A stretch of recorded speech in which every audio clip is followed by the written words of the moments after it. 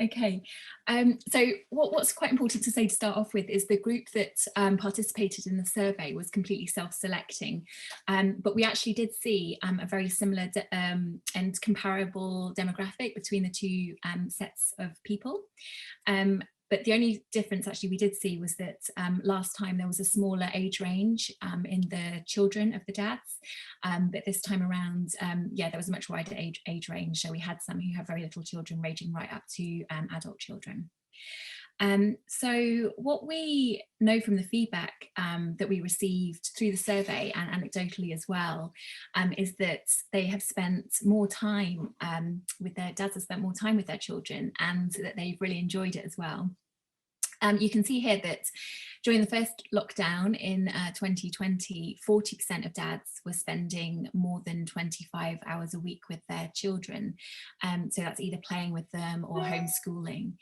But the results were actually quite similar this year as well. Slightly bigger percentage of dads spending 25 hours a week or more with their children.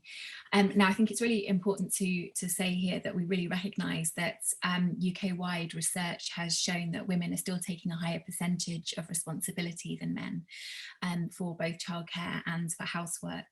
The very recent International Women's Day survey by The Telegraph actually reported that more than 3 in 5 mums who are homeschooling said their partner had not reduced or changed their working hours to share the responsibility. So I think it's really important that we recognise that. So you'll see that actually little has changed between the first and the second national lockdown in Scotland in terms of the difficulties that dads are having managing their work-life balance. It's still quite a significant problem. More than half are finding managing their work-life balance challenging or very challenging. The feedback from the 2021 survey, as you all have seen in the video, shows that a high proportion of dads are trying to sort this out. So they want to try and find a solution to this issue. They want to be there for school drop-offs and pickups. They really want to be there and involved in their children's education. They want to explore flexible working arrangements. And one dad even fed back that he's currently looking for a new job to enable him to have more flexible working and to have a better work-life balance and to spend more time with his children. So 2/3 of dads now want to change how they parent in future. And that is, I would say, quite a significant figure. This has increased even since the first lockdown, 2020. But what we have found from the feedback and the written evidence within the surveys is that it's clear that dads feel that structural changes must take place, particularly when it comes to employers, to enable this change in parenting to happen. So bearing all of those challenges in mind, it's kind of sadly unsurprising that dad's mental health is suffering. Now you can see here 37% of our respondents told us their mental health is bad or very bad, which I would say is a pretty significant figure, and it's even an increase. We thought that last year it was bad, which was 23%, but this year it's increased significantly.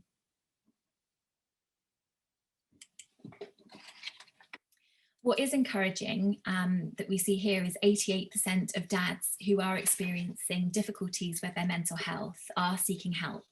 And the feedback shows us that the majority of those who are seeking help are reaching out to partners, family and friends. However, we can see there's a slight decrease in the number of dads, percentage-wise, who are seeking support than last year. And that's out of the dads who told us that their mental health was suffering.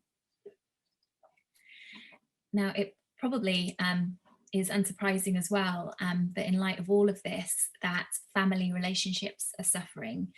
So I think this is something that as a team we were pretty shocked about actually was this figure here. So as lockdown and homeschooling has gone on, 22% of dads now feel the relationship with their children has deteriorated. Which is significantly more than last year. You can see here in 2020 it was 11%, of dads said their relationship with their children was deteriorating, compared to 22% this year. And more dads are also reporting that the relationship with their partner has also deteriorated. Now, interestingly, the International Women's Day survey I mentioned that the Telegraph conducted also found that a quarter of working mums said their relationship with their partner had become worse, which is obviously a very comparable figure to this one. And 1 in 8 was said that they are actually considering a breakup. So that's in the International Women's Day survey. So one of the reasons that was given in that piece of work was that more than 3 in 5 mums felt there was an increased expectation that it was a woman's job to look after the household during the pandemic, even when both parents were working. Okay. So our research shows that around half of the dads we surveyed, so it's a similar figure last year to this year, have increased the amount of time they spend doing household chores, but a similar number had stayed the same. Every week, 22% of dads are spending 10 hours or more on household chores, with 38% spending between 5 and 10 hours. However, a report from the Office of National Statistics shows that men are still doing more than an hour less housework and childcare each day.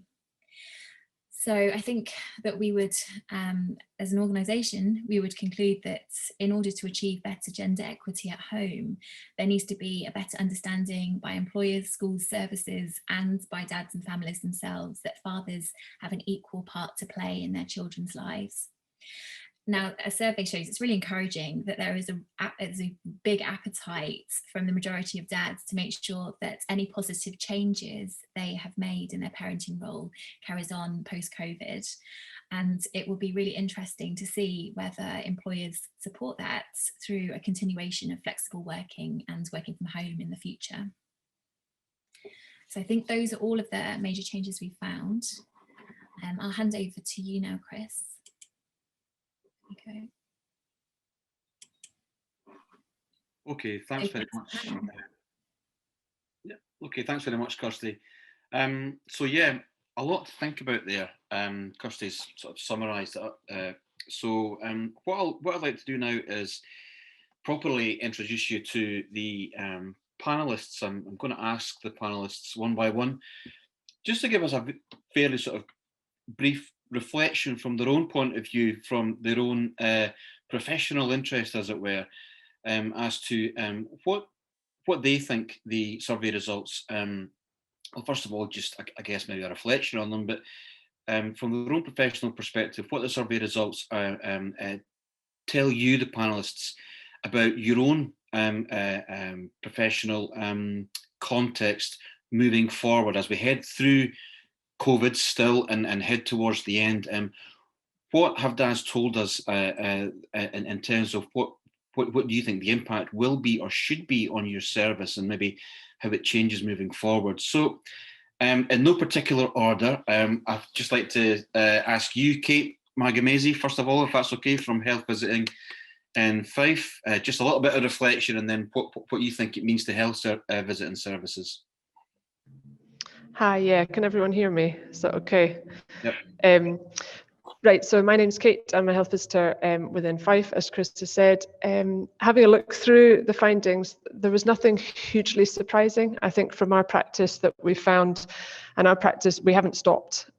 So health visiting in Scotland has not paused. We've not kind of stepped back. We've altered what we've done. So initially the advice was to reduce our face-to-face contacts, and that kind of made it quite tricky for us to engage with fathers and mothers in a kind of active way. But I guess looking at it, the deterioration in obviously dad's mental health is something that we're definitely experiencing, as we are with mums. But I think for me, the link and the association there with the impact that was having on their relationship with their partner, and then subsequently their child, and ultimately that, you know, has impact on the child's outcomes being met.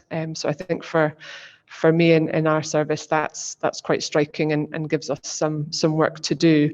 I would say obviously this was a sample, you know, within Scotland, so how it reflects within Fife is unclear.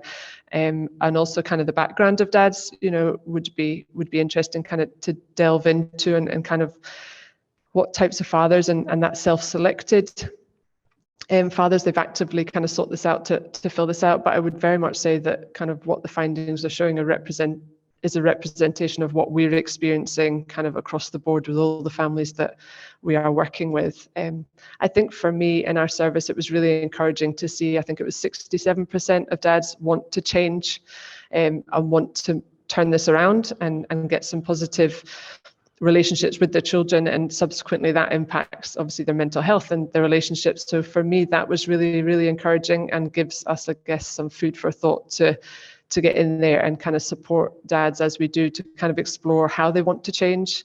And as we now do, you know, go back to fully visiting.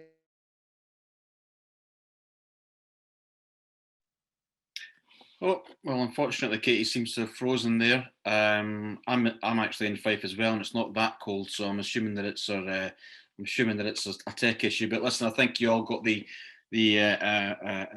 gist of what Kate was saying there. So thanks very much, Kate. And Thomas Lynch from Dad's Rock, if you're able to do the same, a bit of reflection on what you've heard and how it relates to your service going forward. Yeah, thanks for that, Chris. I've watched the video a couple of times now, and I think it's a really well made video and really well put together, so well done on that. I think, like the video, I have mixed emotions. There's some pros and some cons, and there's times looking at some of those stats where I find myself getting a bit angry and frustrated with the position that we're all in and where we find ourselves. And like other people have said, I think a lot of it we already know, and I also see a lot of opportunities and a lot of hope. I think the challenge is going to be for businesses to not just go back, and therefore for parents to not be expected to just go back to the way things were before. So I think there's going to be a bit of tension between companies, and we've already seen some big companies, speeding up, getting rid of buildings and saying there's going to be more working from home. But people need space, and people need a comfortable environment to be in. I was speaking to Dad at the weekend, and his office is his hallway. So his desk is permanently in the hallway and his computer's there. And I find myself that, I'm lucky enough to have a room, but this room feels like the office, and it feels like the office, I'm never away from it. And I feel that quite a lot of pressure. And, we've had lots of examples of people moving house to get more space, or moving house to get away from the city. And I think we're going to see more of that as time goes on as well. And I was also speaking to a dad who lives in a very small flat in the centre of Edinburgh, and he worked from home before COVID, has a toddler, and had to buy noise cancelling headphones, and feels really bad for having to ignore his partner and toddler, but he has to get on with work, and he has to work in the living room because there's nowhere else to work. So I think there's lots of different pressures. And I also wonder and worry about low-income families, because I think for some low-income families we work with, not a lot has actually changed during lockdown because of the situation that they found themselves in reference to benefits and such like. So for some low-income families, I think not a lot's changed. But then for low-income families where perhaps the dad is working 2 or 3 different jobs, I was speaking to a single dad, and he's got a lot of uncertainty. He's on furlough, and he doesn't know whether his jobs are going to be there or not. He's got 2 kids, school-age kids, and he's not done any homeschooling because he just felt the pressure was too much. So I think it's very unique, isn't it? It's very personal, and I think everybody's going through things differently.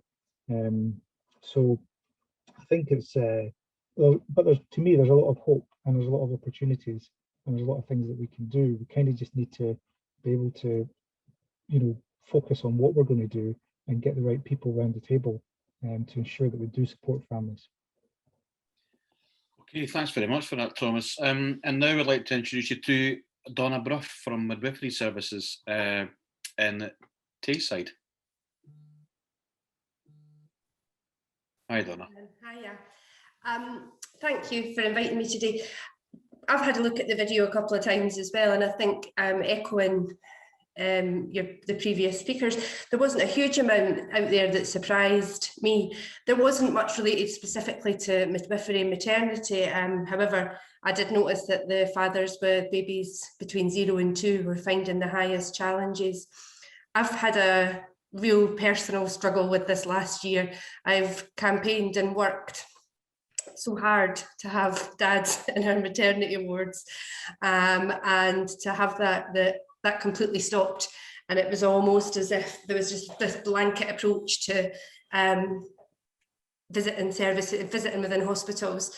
And it was perhaps one of the most difficult things that I've ever had to do as a professional, was to say that we weren't having dads visiting on the ward. I fought that to the very, very end. And I think we were one of the last to stop dads coming into the ward, and we were certainly one of the first to reintroduce it. When I spoke to you guys last year at one of your, or the year before, I spoke about getting recliner chairs and all this kind of stuff for the ward, and that happened halfway through COVID. It was so depressing, never been so depressed. Received 38 beautiful recliner chairs for dads to stay over, and there was no dads around. But I think the challenges that has brought to dads has just been, the feedback I've had has been overwhelming, that both mums, dads and babies have really, really suffered from that separation. The anxiety of not being around in antenatal appointments, mums feeling a real pressure to make decisions all of themselves about pregnancy, when they haven't, when they're having to go home and kind of relay the conversations that they've had, not having the confidence in themselves that they've perhaps done that properly, and feeling a real responsibility when they're making decisions perhaps around about ultrasounds or tests or mode of birth. I think women have found that really, really challenging. Dads being unable to attend scans, women having to attend scans alone, and the anxiety of the thought of getting bad news.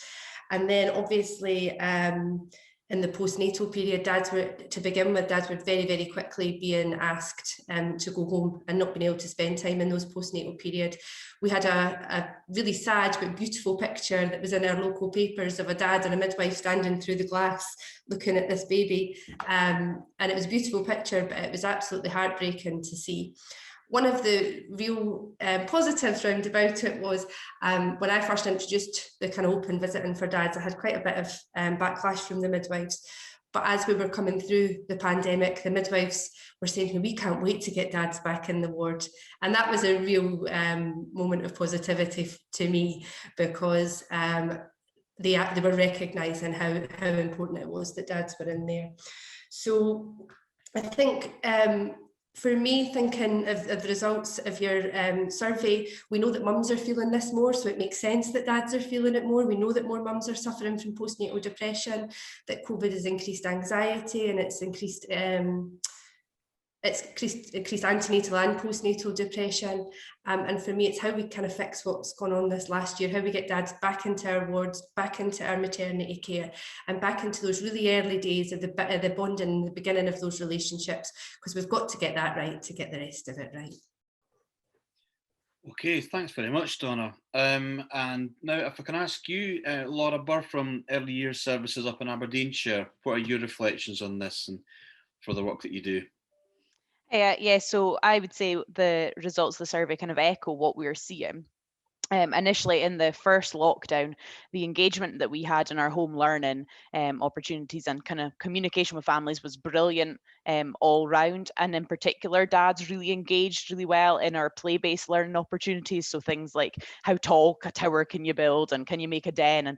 And the dads really engaged in that, and not just engaged in it, but they then communicated that to us. Like they sent us photos and videos and comments and things. And we were really able to have two-way conversations with dads about their children's learning that we hadn't had access to before. So it was really, really, really beneficial, and we saw some real kind of pros of having people at home on furlough with their children. However, the second lockdown, engagement in general has been much lower in any of the kind of home learning opportunities, and I think that has a lot to do with the fact that a lot of people aren't on furlough this time. There's a lot of people working from home, but there's expectations that they are working from home the entire time, which is difficult for 3 to 5 year olds to be at home with their parents when their parents aren't able to engage with them. So I can understand how the survey kind of reflected that relationships with children might be suffering a wee bit this time. So yeah, there's definitely difficulties there this time. Now that we're back in the setting, we're seeing a lot more dads at drop off and pick up time due to changes in their work, the fact that they're working from home, or a wee bit more flexibility. So it's been fab to see a lot more dads, and we're able to engage with them and discuss their children with them. But we are still hearing that the mums are the main caregivers and the ones who are making the decisions. Quite often, if we speak to a dad about whether they've considered access to the speech and language service, for example, they'll say, "Oh, you'll need to speak to mum about it." So so while we're seeing them more, and that's a great step forward, it is still looking like it's the mums who are the decision makers with any decisions like that. And I think from a kind of local authority and education perspective, I think what we need to be doing is looking at how we can make sure that dads feel like equal partners right from the word go. So we need to maybe look at how enrollment forms don't have a main carer section, they just have a section for each parent, and perhaps contact details we ask for 2 email addresses, not just the main carer's email address. And I think that going forward, we really need to be looking at not just inviting both parents in, but making sure they feel equal partners in their education. Okay, great. Thanks, Laura. So a lot of challenges there, like everybody else, but I guess what you're seeing now is there's some opportunity going forward too, which I think everybody else can probably recognise too, and we'll get into that in a little bit. But now, if I could ask Nikki Slowey from Flexible Works, if you could give us your thoughts. Yeah, thank you, Chris. Hi, everybody. Thanks for having me. So we're an organisation that's been looking at flexible working. Well, I personally have been looking at flexible working for a number of years. So I think the data that we saw in the survey reflects a lot of what I'm hearing and what I'm seeing through my own surveys and polls that I'm doing, just how tough it's been. Just how incredibly hard it's been for people, particularly parents who are trying to combine kids at home and working and with different varying supports from their employers.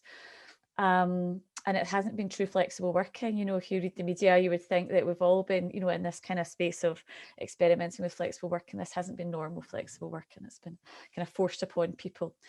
But despite all of that, what I'm seeing and what you guys have picked up in your survey is that there are some positives, that people are saying, yep, it's been really tough, but actually it's made me think differently. It's made me want something a wee bit different. I'm looking for more flexibility going forward. I'm looking to do things a bit differently. Demand for flexible working was high pre-COVID, and that was equally high for men and women. And what we're seeing coming out of the pandemic is that is set to increase. More people wanting flexible working. And again, that's equal for men and women. So that's the positive. I guess the thing now is for employers to really run with this, and for all of our voices to come forward to encourage employers to sort of seize this opportunity, for more men to actually ask for that flexible working that they're looking for, to take that opportunity that we've got at the moment as employers are kind of rebuilding. Lots of organisations, I mean, obviously there's the polls, opposite polls in the media where we're hearing organisations saying everybody's coming back, no choice. Others saying, right, we're closing our offices, you're at home, no choice. I mean, most organisations actually are sitting somewhere in the middle of all that. They're taking a measured approach, and they're you know, they're actually asking people, you know, where do you want to work, when do you want to work, and seeing what they can make happen for their workers. So that's certainly what we're encouraging employers to do, to communicate, to listen, to not assume that everybody wants to work from home or everybody wants to be back in the office, but actually to take the opportunity to communicate, to normalise flexible working so that everybody feels equally comfortable, mums, dads, and everybody really asking for flexible working. Mindsets are certainly changing at the moment, so it does seem a bit of an opportunity to harness, to embed flexible working for everybody, and to kind of normalise it across the piece. So yes, so lots of what you guys are showing is what we are seeing. And interestingly, actually, the one thing that we noticed in our recent research, we spoke to about 1,000 workers in Scotland, was that men are more likely to want home working going forward. So most men and women are equal in saying we want more flexibility, but specifically home working, it is more men that are likely to say that they're looking for more home working. So yeah, there's definitely demand there. Thanks very much, Nikki. And I think it's really interesting to have you on the panel today, Nikki, because obviously everybody else is coming from, I suppose, a family support service delivery sort of type perspective, to put it broadly, but you've got that interesting take on something that has to change to support the services, I suppose, which is how employers employ people and how employment works for people. And yeah, we can get into that in a little bit as well. So that's great. Thanks, Nikki. And I'm going to ask you, Mark Williams, if you're okay to give us your thoughts. Hi, Chris. On a positive, I'd like to thank Scotland for a result on Friday. but yeah, I'm sitting in the car, so I'm just on holiday. So I wanted to share this today. It's nothing really. Over the years, this has been going for ever since I've started. Up to 39% of dads concerned about mental health. Even when you think of what's happening in Wales recently, 90% of dads there was no conversation about their mental health. Only 10%, and that's happening in England as well. Only recent study that only 10% had support for their mental health or asked about their mental health, and 91% wanted information about mental health around fatherhood as well, and nothing was given. So what on a positive, like I said, there is a lot of positives coming out of this. Obviously, with fathers being home more and changing the way the lifestyle and all sorts of things. There's a lot of positive, but this has been happening for years. And what my worry is, the more mild, moderate end, unfortunately, those dads who are not getting that support will actually go in more general mental health services and a crisis point years later.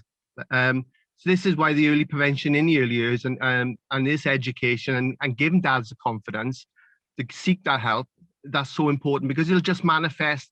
Unfortunately, that's the down part where we'll mental health services were overstretched before COVID. If we don't tackle this now, we will see a bigger increase in general mental health services for years to come. That early prevention is key. The more mild, moderate, that without that support, it will just manifest the point where the relationships are ending, impacts on the child's development, and also then we'll see fathers in general services and not actually knowing that it's been connected to during the first years of fatherhood as well. That's the point. So we need more information for fathers and give them the confidence to seek that support as well. Okay, thanks very much, Mark. And last but not least, Dr. Andy Myers, I guess from an academic perspective and looking at perinatal mental health and so on, what if you could give us the sort of final views on what you think this means and what it means going forward for the services that are out there working with families? Yes, thank you, Chris. And actually, it's rather quite an advantage being at the end here, because I can listen to some of the other views too. Yeah, I mean, just to say as well, for those who don't know me, from an academic point of view, and I have published work, but also alongside people like Mark, I've been a campaigner and I help inform services across the UK about what those services should look like. But maybe more of that in a sec. I think that some of the key things that came out of this for me does indeed, of course, focus on the mental health of those parents, the fathers and the mothers, in the perinatal period, but also about the impact on the relationship between them and the relationship that the father's having with their infant on this occasion. And I think that was really key, and that's something we've certainly seen across the UK. I'm not sure whether we've got representatives here from Make Birth Better, Best Beginnings or Fatherhood Institute who might be able to speak about that. But I think, some of the key things that I picked up was echoed what other people were saying. So when we heard from Kate and health visiting, just one question that might be we could potentially ask later on is, what I picked up from that as well was about the way in which they had to change the way that they were supporting parents. And yet in England, health visitors were actually removed from family support almost immediately in the first lockdown. They went into general nursing. That meant families were not being supported, and that was an awful thing, and that has changed slightly since. And with Donna, when she's talking about midwifery, well done for what you've been doing in Scotland with getting dads on the ward. But this is something that Mark and I and others have been shouting about for a very long time, about getting the fathers onto the wards, into the antenatal visits and all of that sort of thing. And then all of a sudden it stopped because of COVID, and we heard about the impact of all that. And I think lessons need to be learned. I mean, I was shouting about the fact that fathers were being excluded across the UK from these antenatal visits, from the scans, from the important visits and all of that sort of thing. And as usual, I thought I was going to be shot down by the NHS and others. None of it. The Royal College of Obstetricians and Gynecologists came online and supported me completely. So we need to learn lessons from that. And I was also encouraged about, some of the stuff about work, because I'm sure that we would all recognise that in typical situations, fathers go back to work in the normal employment fairly quickly. So how are we even picking fathers up when they're returning to work? And one of the things I want to see more of across the UK is better support for fathers within the workplace to recognise when they need that support. And so there are many things. Oh, and one other thing I'd like to mention here as well, I think it's also about the language that we use. Now, talking about the academic side, that I've published a number of papers on fathers' mental health, and the paper that we're just about to resubmit, so hopefully published soon, talks about that language. We're talking about the way in which fathers are supported for their mental health during the perinatal period, but particularly within maternity services. And that's then the point that I make. Why are we even using that for that term, maternity services? Perhaps we should be looking at it in a wider perspective of calling it pregnancy services. It recognises it's not just about support. The father is there too, and let's face it, also same-sex partners are there too. So I think it's time. This has taught us time for change. And Mark was absolutely right. It was bad before COVID. It got worse during COVID. Let's make it right completely after COVID. Okay, thanks very much for that sort of summary there, Andy. Yeah, so I think the sort of themes that are coming through loud and clear from all the panelists are that, first of all, nobody's really surprised about what the dads that took part in the survey told us. I think people were experiencing this on the front line, as it were, and in our own personal lives too. I think that as with how services engage families, as with how services engage fathers, we've seen in other aspects of our kind of our societal life, I guess, there have been a lot of questions about how we, what happens next. I think so. Things like working from home prior to COVID was something that a few people did, not very many people did, and lots of organisations thought they would never consider. We couldn't imagine it happening. All of a sudden it was forced upon us, and now we're in a situation, as Thomas describes, where organisations are closing their offices, some of them, big corporate organisations, some of them are saying to people, I think it's BP, we only want you in the office 3 days a week from now on out of 5. These are the kind of things that we probably would never have predicted just over a year ago would happen with some of these big corporates. So for our services, I guess, just sort of picking up from what you were saying there, Andy, and what everybody else was saying is, lessons have to be learned. But I guess what I'd like to do now is open up the conversation to the panelists. I'm trying to keep an eye on some of the questions here, and there are some key themes that I think we need to focus on over the next 45 minutes. So it's about, there's a couple of big themes here. One of them is just about what can we do to make sure that the moment isn't lost in our services? So the types of things that we have learned that need to happen, as you said, Andy, Mark's already commented on the fact that most of these issues existed, even if it was to a lesser extent, prior to COVID. COVID's just brought a lot of these issues to light, shone a light on them, higher profile and so on. And then, of course, the second theme is around employment. And if we are to become more flexible, quite a few people in the comment box here saying today that flexible working, yep, great idea, but it's a very difficult thing for a lot of people. There are a lot of different types of jobs where flexible employment is almost, if not completely, impossible. Lots of work organisations and cultures who are determined that flexible employment is not part of what they do. So it's not an equitable way forward necessarily in terms of how everybody can pick it up. But then the other thing that I think that we're picking up, and I'm going to go back to a comment that, now I'm sorry to shine a light on you here, Scott from Perinatal Mental Health Support.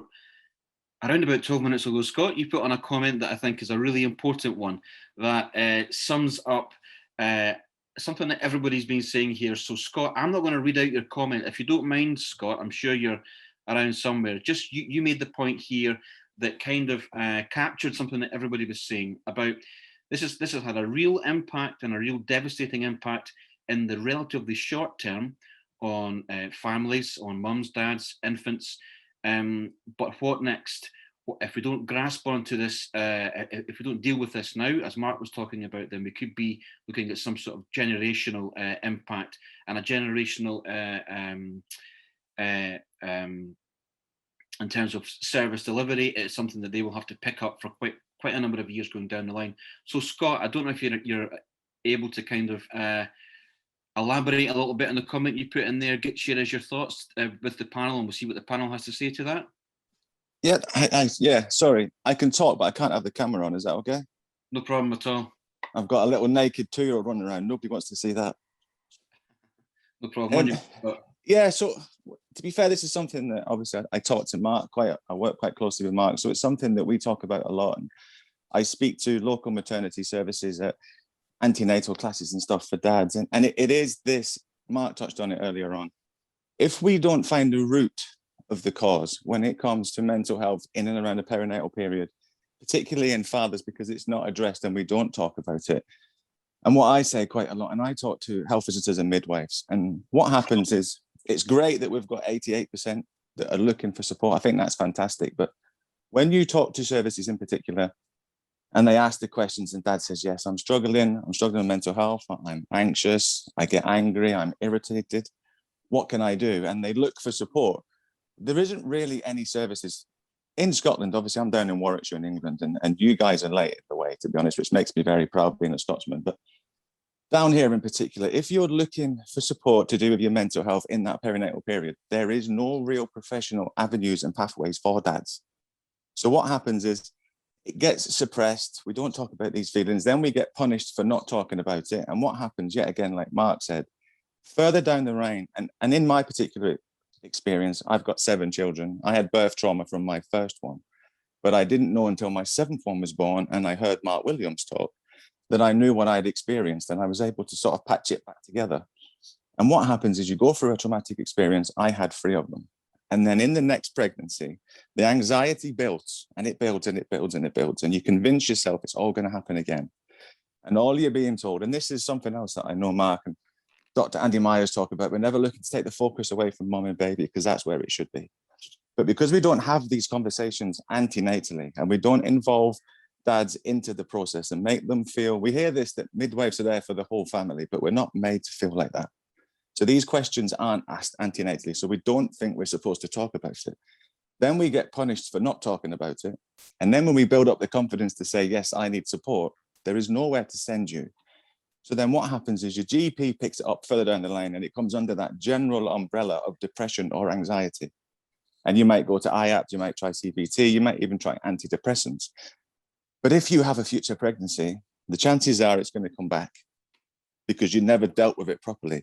And that cycle just keeps repeating. So it's great that we can have these conversations.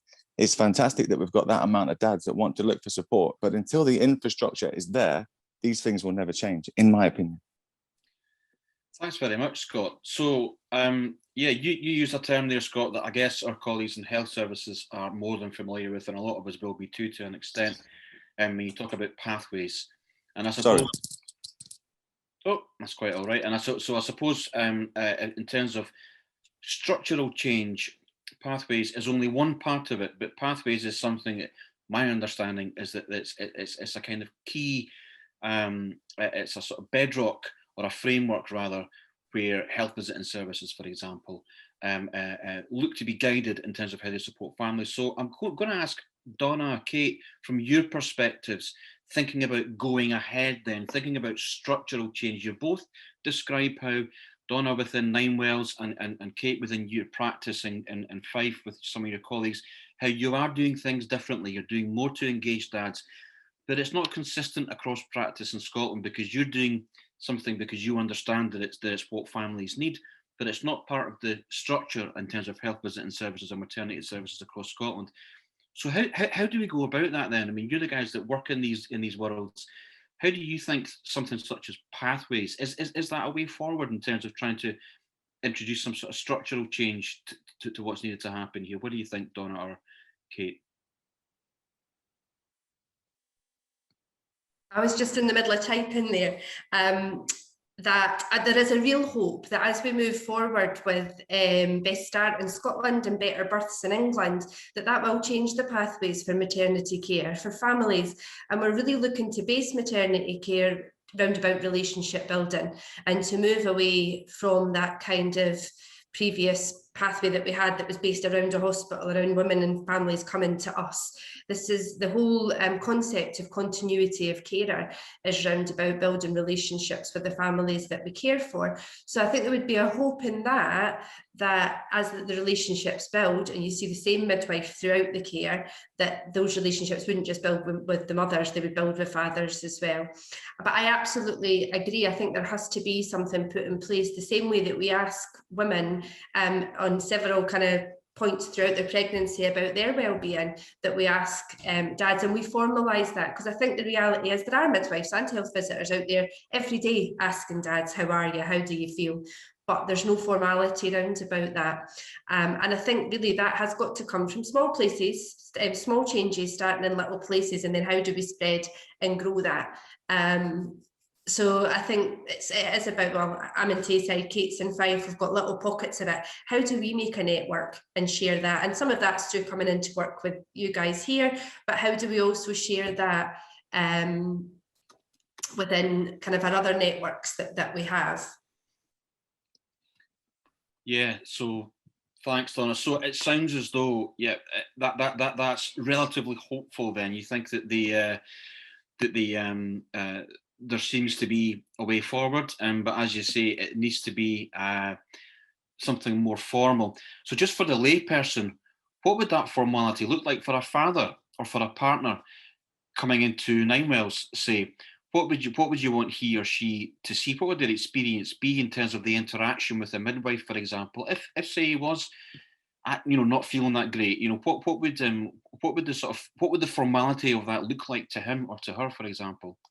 So I suppose the formality would be around asking the question and having that opportunity and it being identified. We use electronic records, which reminds us all the time of the things that we've got to ask mums. So there's something about that formal recognition that this is something that midwives ask at 28 weeks, 34 weeks, and then their first visit postnatal. I've just picked those numbers out of my head. But that when there was a concern raised or identified, that we then have a pathway to support that family and to support that dad. And that's kind of often, and I think it was Scott that said, that's where our hiccup sometimes comes, is what is the next step? And I've spoken before about if as a professional, you don't know, if that person answers yes to you, you don't know what to do, you might not ask the question. And we certainly saw that in years gone by around about domestic violence and things. Midwives didn't know where to refer women, so they just didn't ask. So there's definitely something about making sure that next step's in place. Now, we're working towards having our perinatal mental health pathways hopefully up and running quite soon. There's been a few key employments into that team. And for me, the formality would be that if that dad said to me, yes, I don't feel well, I'm struggling, I need help, that I would be able to be assured that the midwives within NHS Tayside would refer him. At the moment, I think that would probably get referred on to our perinatal mental health midwife, who has got the links and can put them in the right direction, but it shouldn't fall on her shoulders. It should be something that every midwife within the team knows so that they can refer on. But that's evolving as well. Yeah. So I think, I think the sort of formal approach, I guess, as you mentioned earlier, it's really a small, simple, but formalised a way to kind of change the structure and to support fathers. But you've highlighted something that I think any of us that have worked with health services coming in from the outside, it is interesting to hear health. We did a session a couple of years ago with some leaders, I guess, in the perinatal mental health field in Scotland. And one of the questions was asked was, what happens once we open the can of worms? And I guess the response would be, well, the can of worms is already open. It's just entirely up to you whether you look or not. And so it's up to us, as you say, to think, to really be clearer about what's out there, because there is a lot out there. There's more than we probably think. Kate, I'm just going to quickly ask you, if you don't mind, you've been doing this on the ground for a long time in Kirkcaldy, you and some of your colleagues in terms of health visiting practices. You have made it a part of your own practice to try to engage fathers, partners, or the mothers of the sort of mums whose partners maybe can't engage with you directly, around conversations around the mental health of partners. What do you do when something's raised? What's your approach been in terms of the kind of once the can of worms is opened? Where do you and your colleagues go next in Kirkcaldy?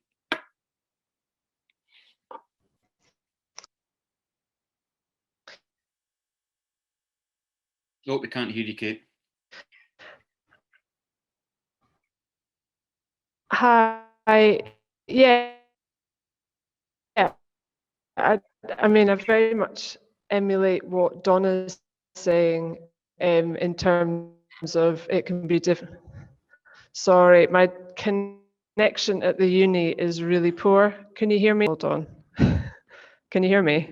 I'll tell you what we'll do, Katie. If you don't mind, maybe just. Is it really poor? Well, that's a bit better actually. If you stay where you are, I don't know if you're in the middle of a room or something. You seem to. Right. Yeah. I'm in. Can you hear me now? Yes, that's great. Right. Okay, I'm in the corridor. It's fine. Right. I guess I would emulate what's being said in terms of it is tricky when you've not got anywhere to go. And during COVID, we've very much found that services kind of hid under, dipped under the shadows a bit because of changes to practice. In our practice, we ask the question. So I guess that's the difference for us. And I think with health visiting, historically, it's a mother and child service, and it's really not. In Scotland, we are blessed to have Gurfic, getting it right for every child, and our practice is therefore based around the child, and whoever is in that child's life is then important to us in the work that we do. So if that's mum and dad, just mum, that's what's important to us, to get it right for children and help children meet, the best outcomes they can do. We ask dads about their mental health, as I ask mums. We have the EPDS tool, the Edinburgh Postnatal Depression Score tool that we use. And again, practitioners would use that with mums at set times, or it's there to use at any time. And I think in our practice, we use it with dads. It's validated to use with dads, but I think a lot of professionals either aren't aware of that, or there's a bit of a reticence to open what they feel is open that can of worms, because then what do they do? And I think that shouldn't be part of it. What we then do to support is something we need to figure out. That shouldn't be put upon the dad's shoulders because we haven't asked. Yeah, great. Thanks, Kate. So I guess really what you're saying is... So I think that's where it's... Yeah, you got me? There was a really good question, a programme on the other week about asking a man twice. And I've really taken that into my own practice. Don't just ask once, because a lot of the responses I find is a dad will say, yeah, I'm fine. Yeah, I'm good. But actually, if I ask that question again, how are you? How is everything? It sometimes gives them that opportunity to go, actually, she is asking me again. Actually, I'm not feeling 100%, or this is really worrying me. So I've taken that upon my practice, and what I'm trying to do within my team is to influence and have those discussions with my colleagues so that they start thinking, actually, what could I do? I had a conversation literally before I logged on this morning. Social worker contacted a dad's got some anger difficulties. And so I said to the health visitor, have you thought of maybe where that's coming from? That's led to parental disputes, and actually the children are witnessing that. And I've said, so what's going on for dad? Is there something underlying there? Is that mental health? And I've signposted, I gave the the great leaflet you guys put together for, you know, parenting for dads in COVID, with some signposting. There's a dad's kind of chat group that I've just found out about last week, that's in Kirkcaldy, Pete's chat group that are meeting face to face, and I've started to kind of spread the word about that. So it's those little changes that we hope to make a difference. I know Mark had mentioned a question about the consistency within health visiting practice, and I think I can't speak for other services. In Fife, we try to follow the kind of Scottish health visiting pathway, which needs revised, because a lot of the information around that is not really focused on the benefits that both parents can bring to a child's life. But it does give us the opportunity. So we go out at kind of 10 to 14 days, we go out at 3 weeks, 5 weeks, 6 to 8 weeks, 3 months, 4 months, 6 months, 8 months, 13 months, 27 months, and age 4 to 5. So there are the opportunities, we just need to use them, and we need to use them right, and we need to ask the question twice. How are people feeling? And then we need to take it on board as a professional to find out where that help is, not to use that as a barrier to ask the question. Okay, great, thanks, Kate. So I think really what you've described there is beyond the notion that there needs to be a more formalised way of making sure that fathers and partners are asked the right questions and are included.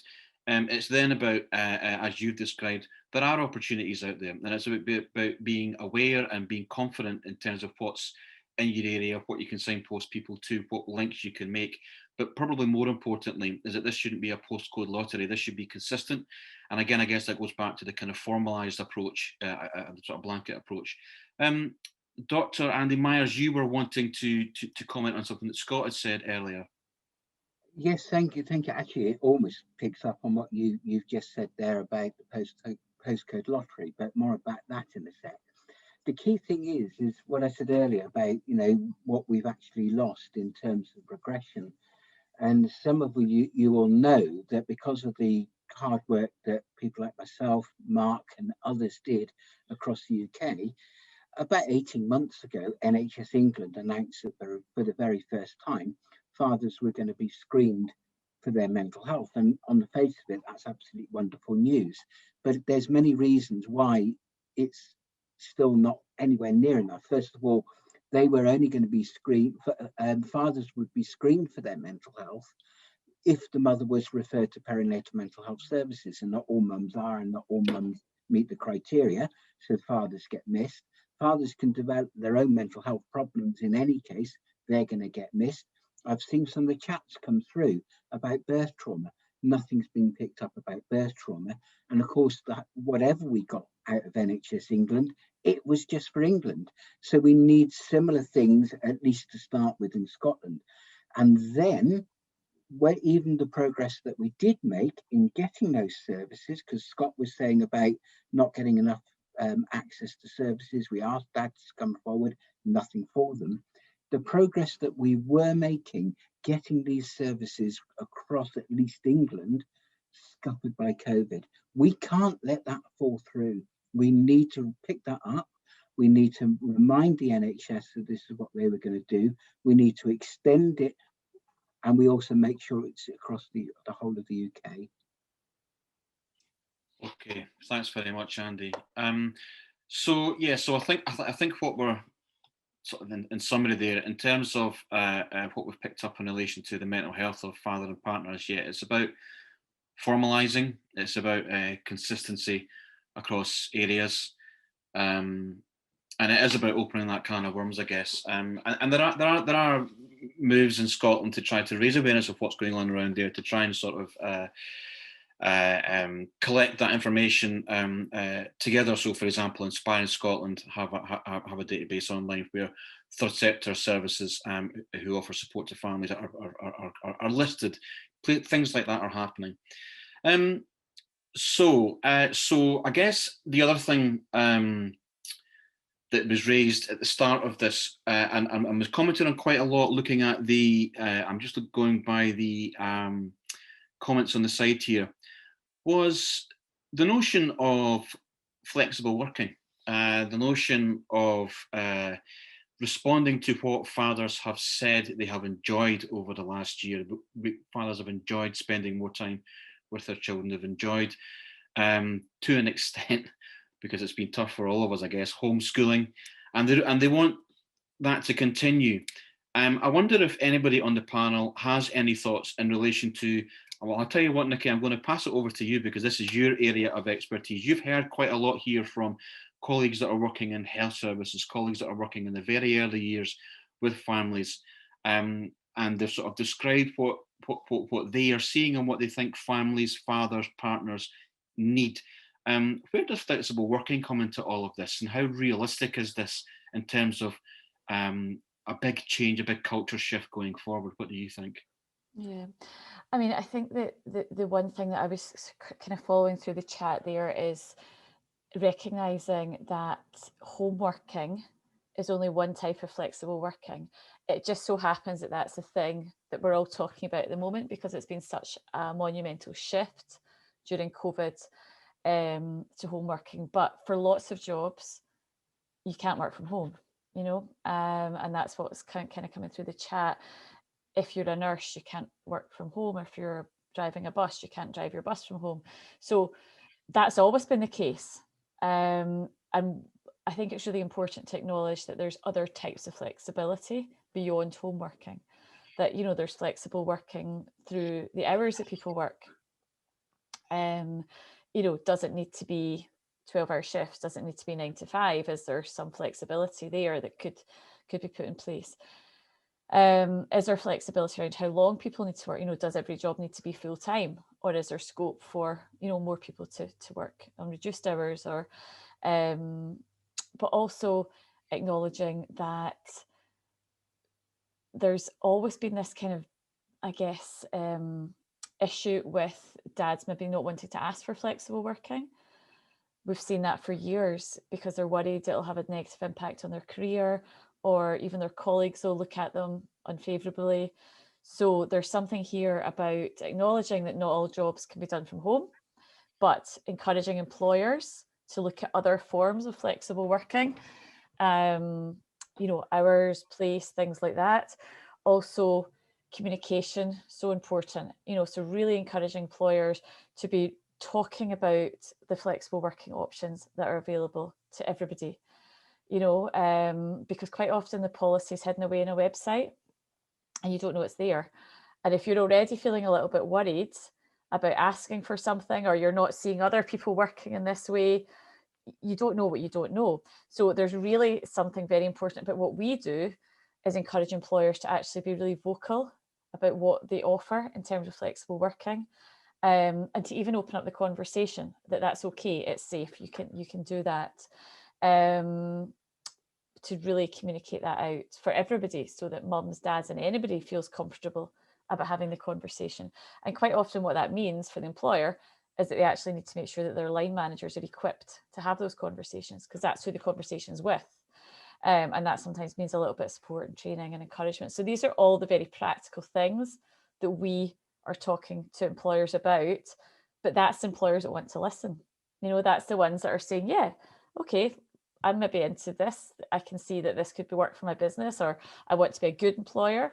But I'm really aware that you'll all be sitting here going, yeah, but I know people that work for employers that couldn't give a hoot, you know, and that's the issue. You know, we have lots of employers who aren't as open to flexible working or as accommodating.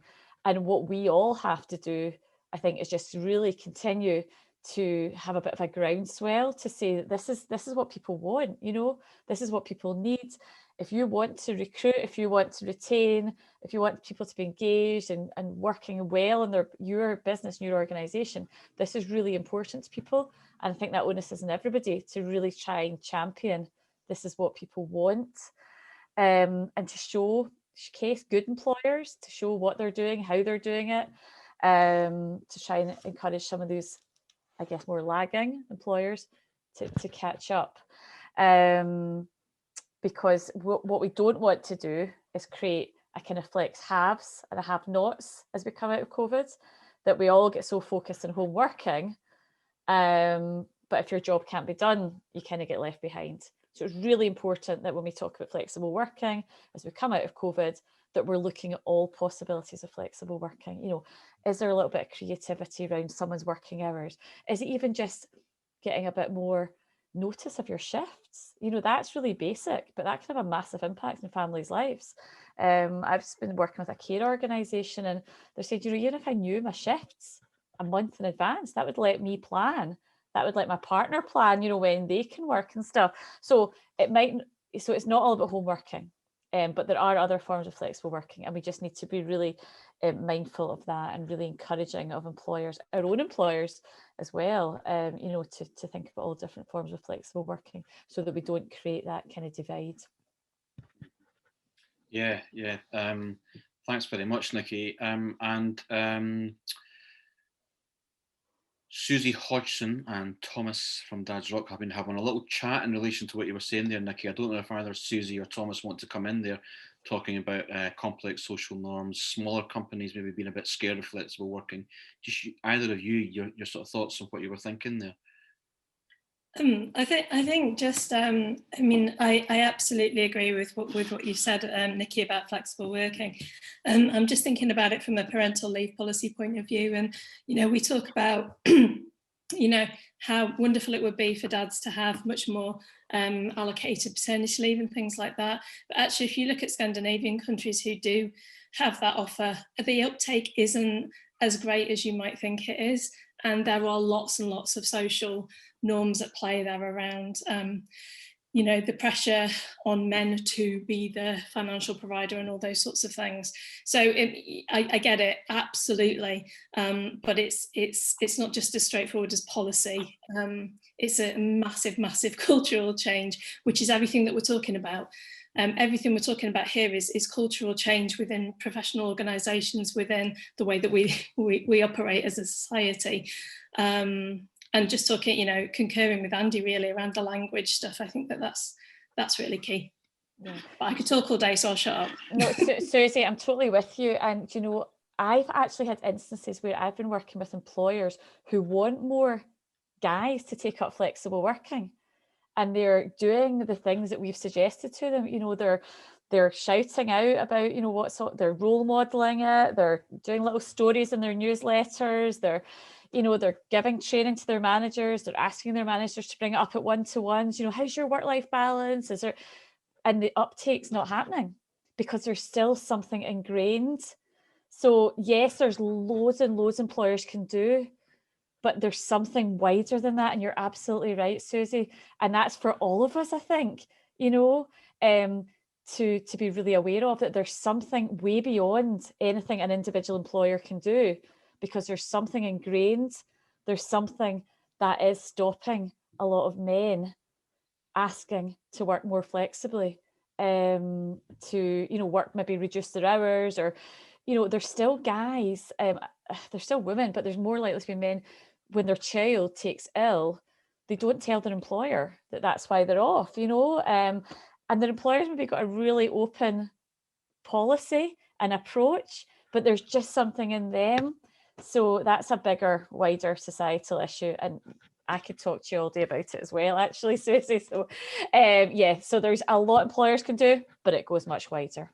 Well, Nikki, let's talk about that all day sometime. So I'm not going to let you off the hook yet, Nikki and Susie, because I think just picking up on the point you were making there, tying it into the conversation that went before we were talking about flexible employment there. So as we sort of all picked up, the message and the feedback from fathers and partners that took part in this survey is something that those that work on the front line in family support services have recognised. It's very familiar, a very familiar picture. And a couple of big points from that has been, I've enjoyed as a father spending more time with my child, and I want that to continue. So do either of you, or do both of you, is this, I suppose, thinking about what we were saying earlier in terms of, you know, we don't want things to go back to normal. We all know how quickly old habits can kind of re-emerge. This time next year, we could be in a completely back to where we were a couple of years ago, dread the thought and think, well, what was all that about?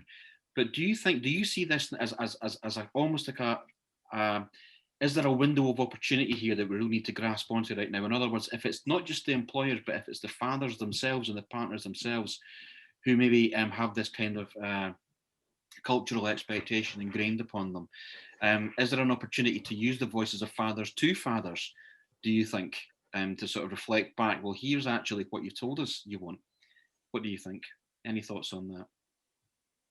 Well, I mean, I think fathers themselves are, the dads that I talk to in my research talk about wanting to speak to other fathers about all of this stuff. So we know that peer voice is really powerful and really important. I don't know. I mean, I'm just looking at your kind of the stats on your survey from 2020 to 2021 and looking at kind of the longer the lockdown went on, the poorer kind of mental health and kind of stress levels and things like that was. And, there's a difference between being forced to do something and choosing to do something. And I don't know, absolutely no idea. I don't have an answer, but it's, it's so complex, isn't it? The motivations, the pressure on dads, the pressure on mums. I think there's definitely a window. I think if you were to share dads' voices with other dads and get them thinking about what the possibilities are, then for sure, because it comes better from those dads than it comes from people like me sat in an office. So yeah, maybe that will be a powerful voice. But I think that there's so much more to kind of the employment stuff, paternity leave, returning to work after paternity leave. It's a massive issue, isn't it? I don't know what the solution is, Chris. I think it's complex and don't know, Nikki. I think I mean, just to add to that, one of the issues we found when we did our recent research is that there's actually a lack of awareness of even what flexible working is for a lot of people. When we did our focus groups and we asked people, there was, some people just instantly thought it was part-time working or they thought it was home working. And lots of people had just discounted themselves from being able to work flexibly. So they hadn't even got as far as thinking, oh, I wonder what I'd be able to do, or I might investigate that, or they'd actually discounted themselves. And what was really heartbreaking when I was looking at the stats that we were collecting was that it was more likely to be lower income workers were discounting themselves from flexible working is not for me. That's not something I can do. Now, there's some truth in that a lot of the jobs that lower income workers do tend to be in care and retail and hospitality. And, it is harder to do flexible working. But there is also something about people just not being aware that this is something that's for me. There was people saying things like, oh yeah, that's for the managers. That's for the head office people. So there's a big job to be done, I think, and even just an awareness raising piece about what is flexible working, and what's it not. And a great way to do that is, obviously there's lots employers can do, but actually just showing examples of other people and that peer-to-peer support. I think there's a lot to be said for that. We've always seen that, we see it in groups of women that I work with, just, well, how did you ask for flexible working? How did you make sure it didn't impact you negatively on your career? How did you have that conversation at interview? We don't have all the answers, but a lot of these women have the answers themselves in the groups that I work with. So there's definitely something to be said for a peer-to-peer supportive approach about, well, how did you do it? But definitely awareness raising of what flexible working is and isn't, and it's who's it available to, and what can it look like in different scenarios, because a lot of people do just think it looks like a certain thing, like, as I said, maybe at the moment, home working. Yeah, just Thomas is there's some chat about shared parental leave, about stealing it, that idea of stealing it, and that's what the dads that I've spoken to in my research felt that. Yeah. They felt like this was about stealing maternity leave from their partners, and that was a barrier, and this kind of reducing mum's leave, so they see it as pretend leave. They see it as lip service and something that's not actually real. Yeah, I just think there needs to be an element of leave that's just for fathers, and use it or lose it, because that feeling of, you know, I'm stealing it, I'm taking it, is never going to go away until we have that actually dedicated.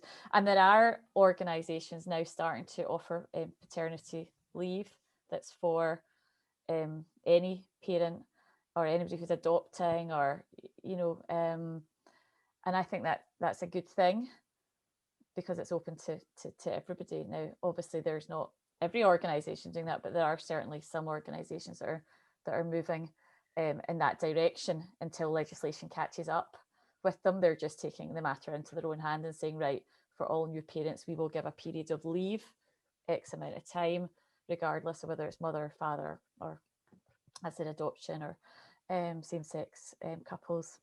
It's just a period of leave. It's yours to take and use. And the challenge for those organisations is encouraging people to use it, to take it, you know. So it's not, again, a done deal just by offering it. There's a whole load of work has to be done to actually give the signs to people that it's okay, it's safe, it's acceptable within this organisation. And then there's that wider societal, you know, norms. So you might feel safe in your own organisation saying, yeah, I'm going to take that leave. It's there. I've seen other people doing it, but that's not to say that the dad's not going to rock up at a toddler group when we're able to do such things again and not be made to feel uncomfortable, because there's not many people like him there. So there's, yeah, it is big and complicated. Okay, well, thanks very much, Nikki and Susie. So I'm aware of the time. We've only got 7 minutes left. But just to kind of, I suppose, reflect on what you were both talking about there, I think two big things really. Yeah, it's like turning, I was going to say it's like turning around an oil tanker, but we've actually had experience of that in the Suez Canal, haven't we, recently? So I suppose awareness raising, as you've said, if flexible working, what does it mean, you know? And peer-to-peer, really important, you've said. So getting dads to talk, getting dads to share, learning from each other. And I'd say dads, I mean, you know, parents, I guess, in general. And also been spoken about quite a lot down the column is setting the tone in terms of management, setting an example. So that's not just for management, but it's if I can do it, then you should be able to do it too. Now, what I'm going to do is I'm going to ask the panel. Now, Mark, I did notice you had your hand up, so I'm going to go to you first. I'm going to ask the panel. We've got a few minutes left. There's been a lot of discussion here today. This has been recorded, so we'll share it. We could have probably gone on all day. A lot of stuff we could have really got into, but we haven't had the time. There's been a lot of comments put on the chat box, so we're going to collate these comments, and I think a lot of the comments that have been put up are going to be things that I guess people will be able to reflect on going forward and help us think about how we take some of this stuff forward. But I just want to ask each of the panelists to think about, okay, so from your point of view, where do we go from here? Heading out of COVID, we know that things need to change, but really practically, what does that mean? So Mark, you had your hand up, so I'll ask you to go first then. No, it was a good point what you were just saying. I'm going to keep this really short because I know give everyone a chance, but basically, we need education in the workplace now. I think I've been going around the country, maternity services, and where the maternity services are not picking up the dads. You know, I know we got a certain course going on in the UK, but it doesn't explain about perinatal mental health and birth trauma in the workplace, like the mental health first aid, for instance. So me and Scott, we're actually going to be looking into the workplace now and educating the employers to pick up the dads who maybe need that extra support within these services, because we got to start looking at behaviors of fathers, why they're not engaging and all sorts of things. And sometimes they could be struggling with their mental health as well. So I think we got to start shifting it away now and thinking, okay, if some service is not picking up these dads, let's go into the workplace, let's educate the employers and understand that mental health during the perinatal period is a massive issue we need to raise. So that's the work I'm going to be starting doing over the next 10, 20 years, whatever, with Scott, because I feel maternity services now, only now in the last 10 years with perinatal mental health, they begin the education. But we have to think outside the box now and thinking, okay, let's go into employers, let's get the dads who are not in these services and get them, at least we pick up the mild moderate end before it gets to crisis point, because that's my big concern. I'm all about parents. If you support all parents for their mental health, it has far better outcomes of the whole family and the child's development. It's as simple as that, really. So it's not about taking attention away from mum.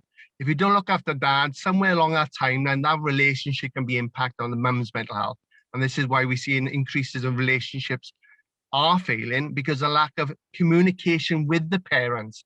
We need to communicate the parents, and that's what I do with the midwife.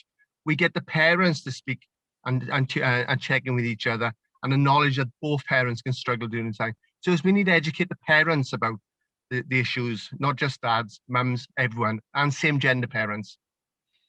Thanks, Mark. Okay, so talking about maternity services, Donna, obviously following on from Mark's comments, where's the light at the end of the tunnel then? Where do maternity services go from here, do you think? And linking into, I guess, some of the conversation we've had around the working world, the world outside our services that families exist in, as well as what's going on within our services. Where do we go from here, do you think? Hope you're on mute, Donna.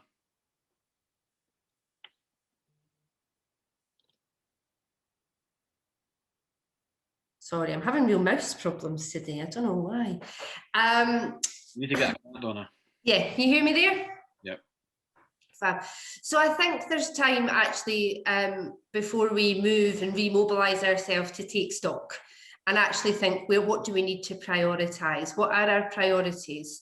And really focus on them, and then sharing the successes that we have throughout our services. I think one of the other things that the pandemic has done is actually stopped a lot of the national networking that we do through a lot of our maternity groups. So certainly pre-COVID, I had many of the other hospitals in touch with me asking me about our guidelines about this, or our kind of work that we'd done round about dads. So I think there's something about that, about taking stock of what we've done, looking at prioritising what we can improve, and really making sure that we share that widely once we're back in a world where we can communicate and share and focus on that kind of sharing of knowledge, and not trying to all do something very similar in different boards. I've actually just emailed while we were chatting our BadgerNet midwife just to see if there is a question on our electronic records roundabout. I know there certainly is around about mental health. I'm just about asking her if it's a clear question about dads. So that's a start. We'll get that sorted because that should be easy to add.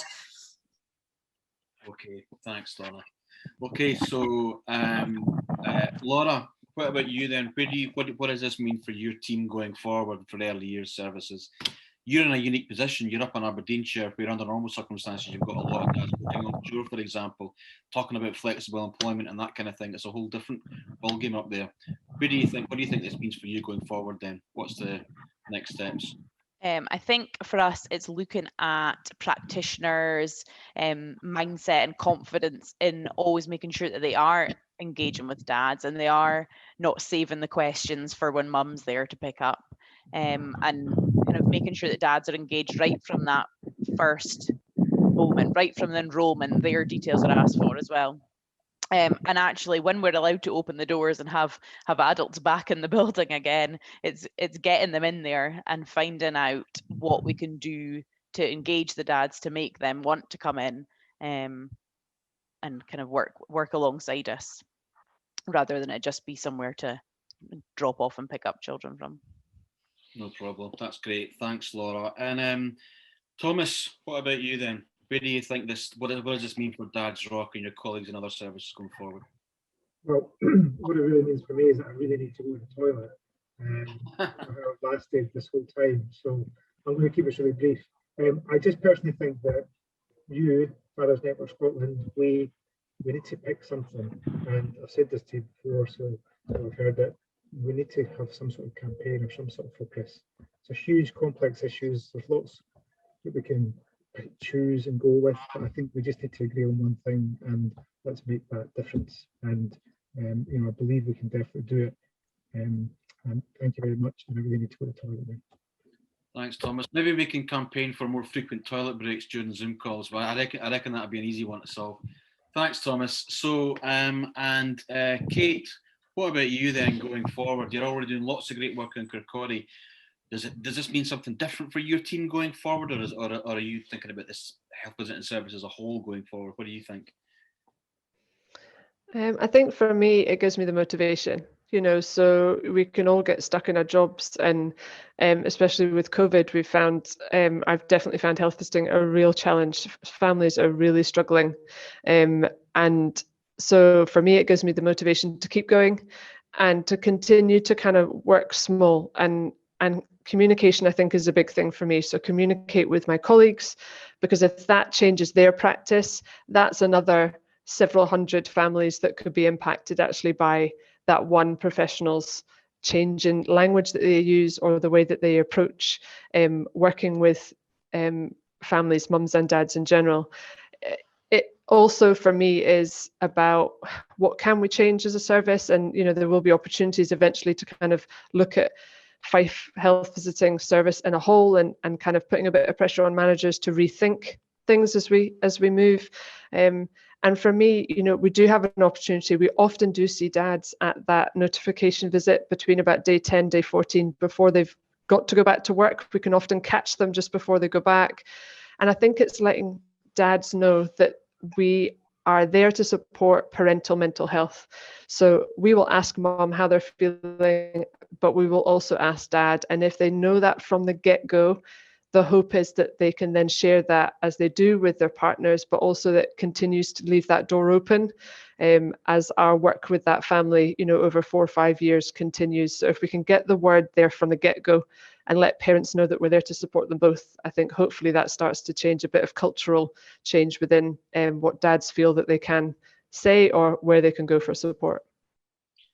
Great, thanks, Kate. And Nikki, what do you think? You've heard a lot from people within these family services today, and obviously your focus being on flexible working. What do you think it means for flexible working going forward? Okay, so I mean, my interest in flexible working came about from a place of I wanted more people to have access to flexible working. But my route to change has been by trying to influence change with employers, on the basis that, if we can get one employer to change their practice, their behaviours, their culture, that could benefit hundreds of people. So we will continue to show good practice. We will continue to show the art of the possible to employers. We'll do it in a business-to-business approach. So it's not just us always telling them this is a good thing to do. Here's what other businesses are doing. Here are the positive impacts it's had for their people and for their business. You could possibly try some of that stuff. Continue to really shout loud about the demand for flexible working to hopefully encourage employers to realise this is something that's coming and that they really need to get behind and support, or they're kind of going to get left behind, but also to practically support employers. And that's another part of what we do, to actually go in and work with employers. And I guess probably I am feeling a little bit of hope at the moment, because lots of organisations have obviously had to adapt during COVID, not just in terms of home working, but also flexing hours. People have had to do things really differently.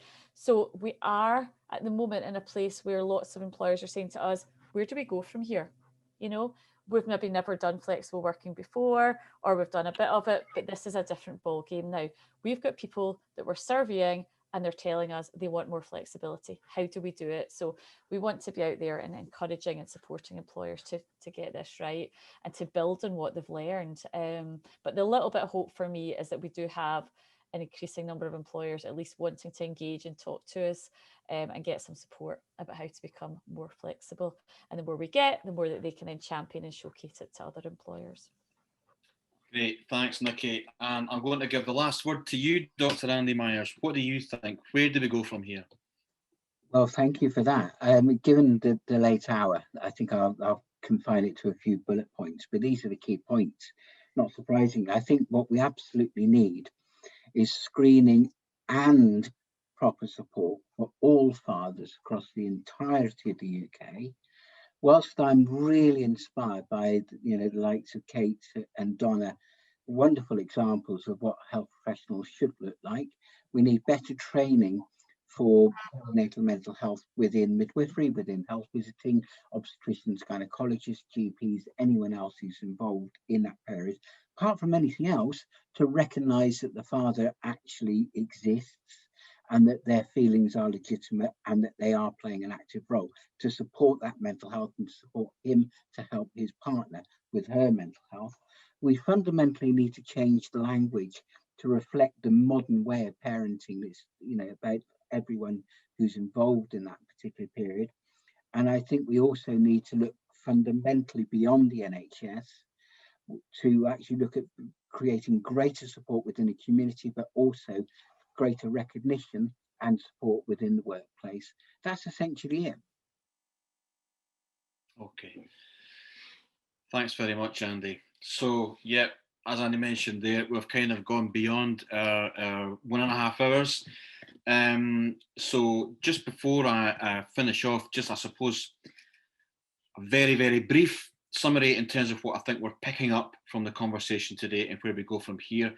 We're only talking about a very simple thing here after all. We're only talking about cultural shift across Scotland or the UK. You know, it's not as if it's something we can't do tomorrow.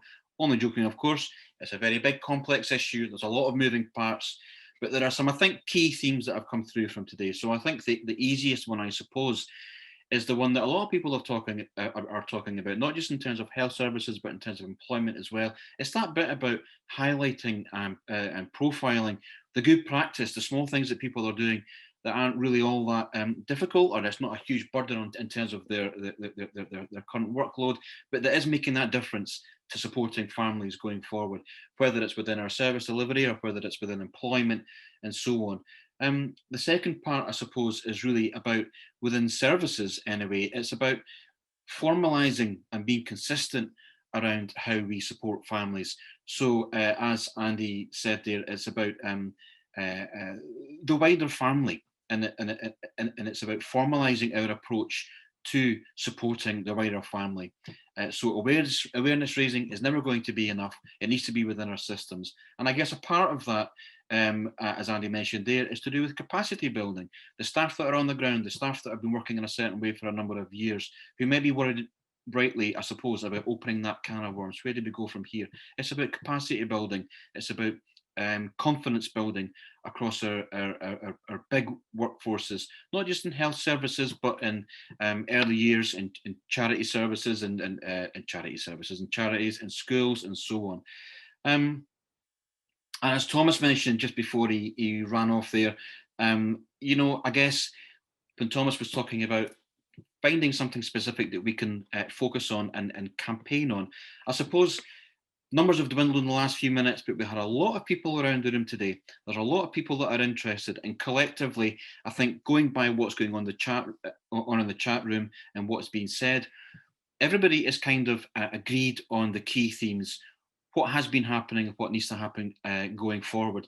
So I think, again, as we mentioned earlier, this is an opportunity. This should be an opportunity, and we should use this as a platform to kind of build from forward in terms of how we support families as a whole within our services and within employment. So as we finish, I would just like to say a final thank you, first of all, to everybody for coming along today. I hope you got something from the session. I'm sure you did. Sorry we weren't able to answer all your questions or comments. A lot of great stuff in there we didn't have time to go over, but as I say, we'll share all that with you, and I'm sure these are conversations that we'll pick up further down the line.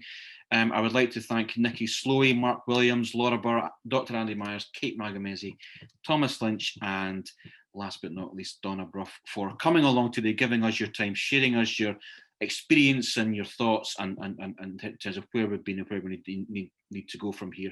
If you have anything else that you would like to ask or to follow up on this, please contact us, drop us a line, drop us an email, whatever, we'll start off a conversation with you, no problem. If you have time, it would be brilliant if you could fill in, Kathy's put it on our chat box, a little evaluation, just to tell us what you got from today and how you think something like this could be used going forward, or how it might be used better going forward, I guess. But I don't think we have anything else to say. I think that's us done for this morning. So thanks very much, and I hope you all enjoy the rest of your day and enjoy your holiday, Mark. We can see your caravan. We wish we were all there. Oh, guys, thank you very much. Really insightful. And like I said, just ask the question, ask dad, that's all we want. 100%, every dad asks about their mental health, all gender parents, every parent should be entitled to that support in place as well. So thanks, Chris. And thanks to Fathers Network Scotland for putting this event on today as well. Really good. Excellent. Thanks. Great. Okay. Thanks, everybody.